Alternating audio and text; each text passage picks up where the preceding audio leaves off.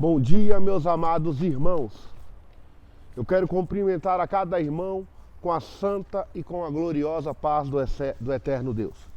Nesta manhã eu venho aqui, em nome de Jesus, trazer uma simples mensagem que muitas das vezes, ao lermos a Bíblia, ela passa desapercebida.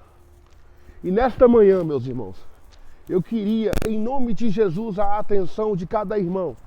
Para quê? Para que nós pudéssemos observar, a peculiaridade que tem cada versículo da Bíblia. Mesmo nós que estudamos a Bíblia, mesmo os doutores, os PhDs, os pós-graduados, os mestrados, muitas das vezes não conseguem discernir acerca da Bíblia por completo. E o que eu quero trazer nessa manhã é algo contemporâneo.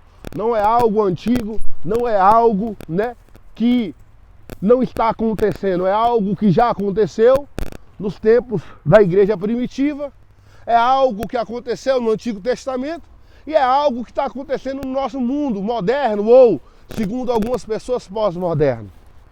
É interessante, irmãos, que ao observar, ao meditar, examinar, ao ler o Evangelho de Jesus Cristo, segundo Lucas, capítulo 5, versículo 1, Jesus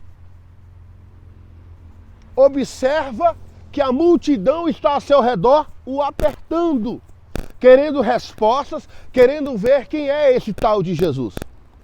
E Jesus, ao ver aquilo, Jesus ali, de forma espiritual, vê dois barcos à beira do mar e entra em um dos barcos, que é o de Simão Pedro, Cefás, também conhecido de Pedro.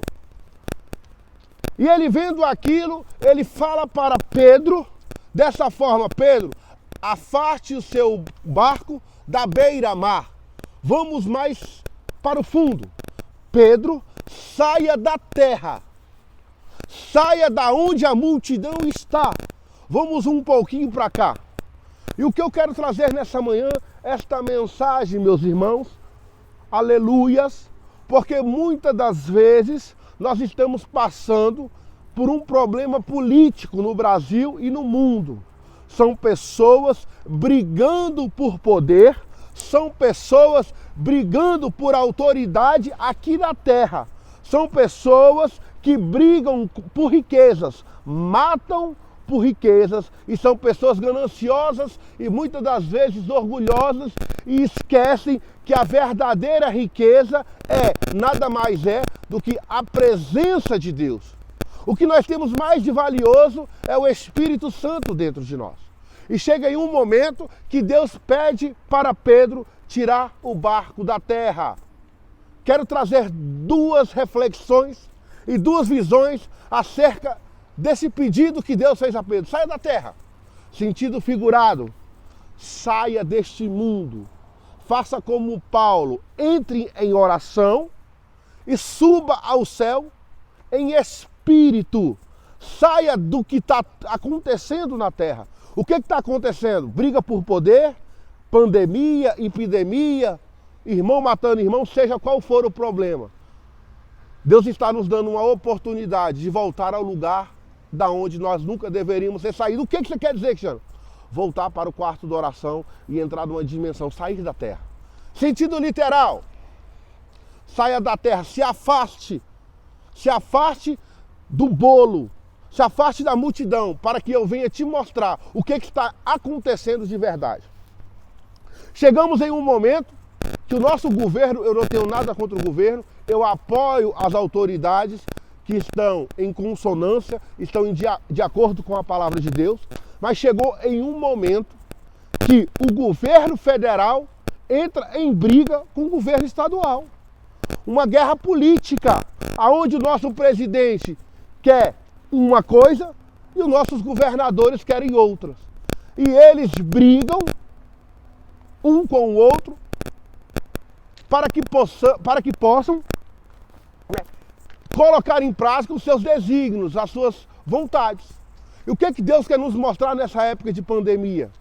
Ora, se o governo libera feiras para abrir, se o governo libera shoppings para abrir, se o governo tem abrido bares, restaurantes, se o governo tem permitido que lugares aonde frequentam muito multidão possam retornar a abrir, por que não retornar a abrir as igrejas, que é a maior e mais importante instituição estabelecida por Deus na terra? Irmãos, vamos entender que o sistema, ele quer nos colocar na parede. O sistema quer fazer com que nós acreditamos que as decisões tomadas por esses governadores fazem bem para nós. Ora, se a maior instituição, a mais nobre e importante é a igreja, por que ainda parte dela está fechada? Será que eles querem nos calar? Será que existe por trás disso uma criação do anticristo? Será o que está acontecendo? Primeiro, nós devemos observar a instituição que vela pelas nações, que é chamada Igreja na Terra. Feliz a nação cujo Deus é o Senhor. A Bíblia não fala que feliz a nação cujo shopping é o Senhor, cuja feira é o Senhor. A Bíblia não relata isso. Então, se nós estamos de pé, é porque está alguém orando por mim e orando por você. A igreja ela é sustentada por joelhos anônimos. Então eu venho aqui, como um servo de Deus, pedir aos irmãos que não deixe que o sistema, não deixe que algumas decisões arbitrárias de autoridades públicas venham influenciar na nossa intimidade com Deus. Não podemos permitir leis que venham fechar as igrejas, não podemos permitir leis que estabelecem regras para as igrejas, regras a quais têm diminuído os nossos direitos, sendo que a Constituição, ela nos relata, ela nos garante que é livre a manifestação do pensamento, a manifestação religiosa. Então nós temos no nosso país o direito de adorar e engrandecer a Deus. Então eu venho pedir aos irmãos que venham se conscientizar e não deixar que essa farsa, que essa fábula, que essa quadrilha venha ditar as regras na nossa religiosidade. Eles não podem interferir na nossa posição. Eles não podem interferir. Então peço aos irmãos que se conscientizem. O que está acontecendo? Por que o shopping pode estar aberto? E por que a igreja não pode estar aberta? Por que só pode igreja de 200 membros? Por que não pode de 50, sendo que existem lugares a qual autoridades permitiram que estivessem abertas? Irmãos, há uma conspiração. E eu peço que o Espírito Santo venha visitar a cada um dos irmãos, para que possamos nos conscientizar e dobrar os joelhos no nosso quarto. Mateus 6,6. É hora de nós voltarmos para o nosso quarto. É hora de nós clamarmos. Porque a Bíblia nos garante que as portas do inferno não prevalecerão contra a igreja do Senhor. E é um momento de arregaçarmos as mangas. É momento de batermos no peito. É momento, se for possível, pagar um preço para que as portas das igrejas estejam abertas. Porque a igreja é hospital espiritual. Igreja é refúgio. Igreja é instituição criada pelo nosso Santo Deus.